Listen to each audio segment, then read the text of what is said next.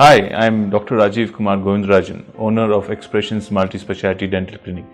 I have a practice in 5th Block, Koramangala, Bangalore.